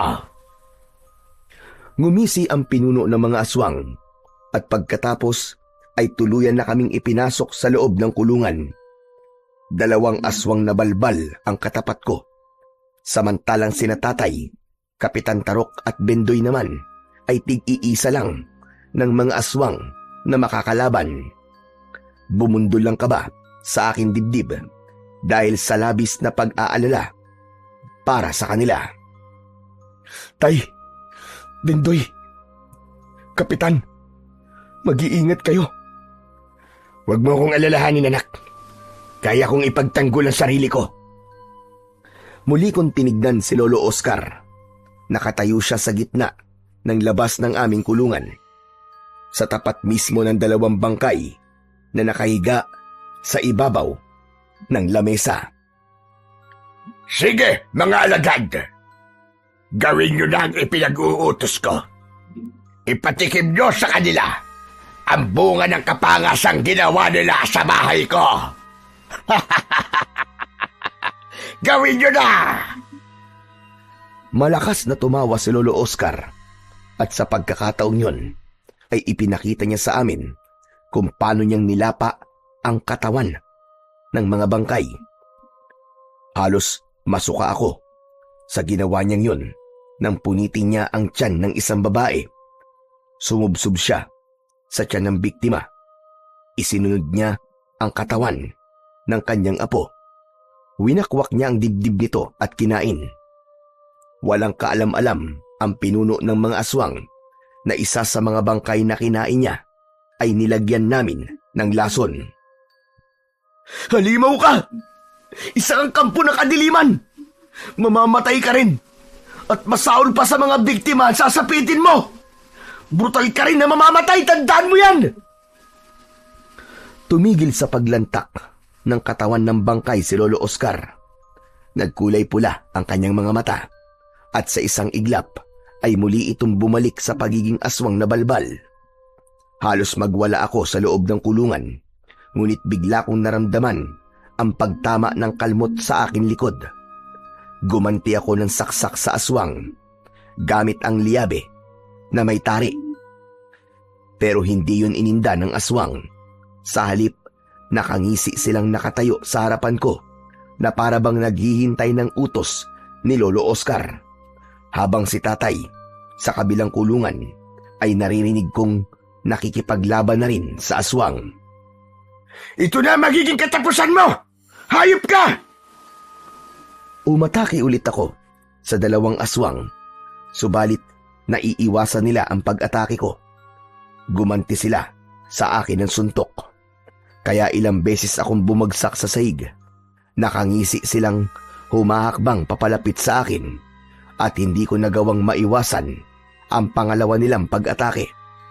Kinalmot nila ako sa dibdib. Ramdam na ramdam ko ang sakit. Pinilit kong bumangon. Gumanti ako sa kanila. Tumama ang talim ng liyabe sa leeg ng isa sa mga aswang na umatake sa akin. Pero hindi siya natinag. Anak ng, bakit hindi nila iniindan saksa ko? Kahit nilastas ko ng kanilang leeg, patuloy pa rin sila sa pag-atake sa akin. Dahil mga immortal sila. Wala silang kamatayan. Kuya Seryo, huwag ka maniwala na wala silang kamatayan. Nililinlang ka lang niya. Hanapin mo ang kanilang kahinaan. Tinapunan ko ng masamang tingin ang aswang na balbal na si Lolo Oscar. Kaya napansin ko ang nangyayari sa kabila ng kulungan. Sa kinaroroonan ng aking kapatid, nakita ko si Bindoy. Nakikipaglaban siya sa balbal gamit ang kanyang latigo. Sa unang pagkakataon, humanga ako sa aking nakababatang kapatid sapagkat nakita ko kung gaano siya kahusay sa pakikipaglaban. Bakit ka natitigilan, ha? Natatakot ka na ba? Gunggong, hindi ako natatakot sa'yo. Ikaw ang dapat na matakot sa pagkaing nilalantaan mo. Nagbago bigla ang reaksyon ng muka ni Lolo Oscar at napasulyap siya sa katawan ng bangkay na nilalantakan niya. Samantala, bigla kong naramdaman ng pagtama ng kalmot sa aking likod, kaya hinarap ko ang unang aswang na umatake sa akin. Inipit ko ang kanyang leeg gamit ang aking dalawang hita. Bumagsak ito sa sahig. Napasigaw ako sa sakit dahil sa pagtama ng sahig sa katawan ko. Bagay na nagustuhan naman ni Lolo Oscar. Magaling! Napakaganda ng eksenang pinapanood ko! Habang tumatawa si Lolo Oscar, sinamantala ko ang pagkakataon na nakahandusay ang aswang sa sahig. Gamit ang liyabe na may tari, inatake ko ang batok ng aswang na balbal. Bumulwak ang dugo nito mula sa kanyang sugat. Nagkikikisay ang katawan ng aswang. Bumula ang bibig at lumabas ang kulay itim na likido. At napatunayan ko na ang kahinaan pala ng mga aswang na balbal ay nasa batok. Nakita yon ng isa pang aswang na balbal, kaya't napaatras ito at natigilan. Subalit sumugod ako. Nilapitan ko ang kanyang kinaroroonan. Tumalon ako at inatake ko ng saksak ang batok niya. At dahil nakita ni Lolo Oscar kung paano ko rin napatay ang isa pang aswang, nagwala ito dahil sa galit. Hindi maaari. 2 balbal ang ibinigay ko sa'yo, pero natalo mo sila ng ganong kabilis. Hindi ako makakapayag. Hindi ako tutupad sa mga pinag-usapan natin. Wala kang isang salita, demonyo ka! Ginawa ko ang lahat para manalo sa laban na to. Hindi ka patas! Sino bang aswang ang patas? Hindi ako papayag na matalo mo ko na ganun-ganun na lang. Hindi mo ba talaga nakikilala ang sandatang ginamit ko sa kanila? Tignan mo maigi! Itinaas ko ang aking sandata. Napakunot ang noo niya dahil sa pagtataka. Sandali lang. Paano napunta sa'yo ang sagrado kong armas? Bakit? Nagtataka ka na rin ba? Na baka ito naman ang gamitin ko para patayin ka? Ibalik mo sa akin yan, hayop ka! Kunin mo kung kaya mo! Lumapit sa aking kulungan ang aswang na balbal na si Lolo Oscar. Dala ng labis kong galit. Sinipa ko ng malakas ang pintuan ng kulungan at nagulat ako nang masira ko yun. Nagulat din si Lolo Oscar. Hindi ako nagdalawang isip. Agad ko siyang inatake ng suntok sa muka. Bumalandra siya sa dingding. O ano? Nagulat ka ba, ha? Paano mo natanggal ang kandado ng kulungan? Naisip ko na baka dahil yun sa suot kong agimat na ibinigay sa akin ni tatay. Kaya ngumisi ako nang nakakaloko. Hindi na mahalaga kung paano ko nasira ang kulungan. Ang mahalaga ngayon, mapapatay na kita. Pupulbusin kita, gunggong ka. Hindi mo ako basta mapapatay. Hindi ako isang ordinaryong nilalang. Humaba ang kanyang dila. Pumulupot yun sa aking braso. Nabitiwan ko ang aking liyabe at tinamaan niya ako ng suntok sa muka. Bumalandra ako sa pintuan ng kulungan. Nakita yon ng aking ama na abala pa rin sa pakikipagpambuno sa aswang. Mag-iingat ka, anak! Labanan mo siya! Huwag kang papatalo! Mamamatay na lamang kayo. Nag-uusap pa kayo. Mga inutil. Mga wala talaga kayong kwenta. Hindi ba kayo natatakot sa akin? Hindi talaga ako natatakot sa'yo, halimaw ka! Dapat ikaw ang matakot! Dahil sa oras na makalaya na mga kasama ko, yun na rin ang magiging simula ng kamatayan mo! Mabilis akong bumangon. Inatake ko siya ng suntok. Tinamaan ko siya sa kanyang dibdib. Bumagsak siya sa saig. Samantalang si Kapitan Tarok naman ay nagawa na rin niyang mapatay ang kalaban niya. Sinamantala ko ang pagkakataon na nakahiga pa ang pinuno ng mga aswang. Nilapitan ko ang kinaroroonan ng aking mga kasama. Sinipa ko ang pintuan ng kanilang kulungan. Pinatay ko ang kanilang mga kalaban. Hanggang sila ay tuluyan ng nakatakas. Pinagtulungan namin ang pinuno ng mga aswang na balbal na si Lolo Oscar. Tay, kuya! Ako nang bahala sa pintuan. Labanan niyo po ang pinuno ng mga aswang. Magbabantay po ako para hindi siya makatakas. Isang tangulang ang itinugon ko, sabay sipa sa dibdib ng aswang. Bumagsak ulit siya sa saig, kasabay ng pagsuka niya ng dugo. Pagbangon ng aswang, pasuray-suray siyang tumayo. Ano? Anong nangyayari sa akin? Bakit ako nanghihina at nahihilo? Mabuti nga sa'yo, gunggong ka! Anong ginawa niyo sa akin? Anong ginawa niyo? Ang kinain mo kanina ay nilagyan namin ng lason para manghina ka. Kaya simulan mo na magdasal sa Diyos mo na si Satanas! Hindi totoo yan! Totoo! Dahil nararamdaman mo na, di ba? Unti-unti kang manghihina. Bukod pa sa gagawin namin sa'yo, mararamdaman mo rin kung gaano kasakit ang mamatay. Katapusan mo na! Dinampot ko ang liyabe at nilaslas ko ang kanyang leeg. Isinunod ko ang kanyang batok. Hindi ko siya tinigilan hanggat hindi natatadtad ng saksak ang kanyang buong katawan. Umusok ang kanyang sugat. Nagkakakawag ang kanyang mga kamay. Pinanood namin kung paano unti-unting nasunog ang katawan ng pinuno ng mga aswang hanggang sa malusaw ito at maging isang kulay itim na likido.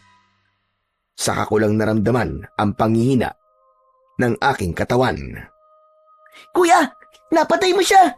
Natalo mo ang aswang na pumatay sa nanay natin! Sa wakas, nabigyan na rin ng katarungan ang mga naging biktima niya.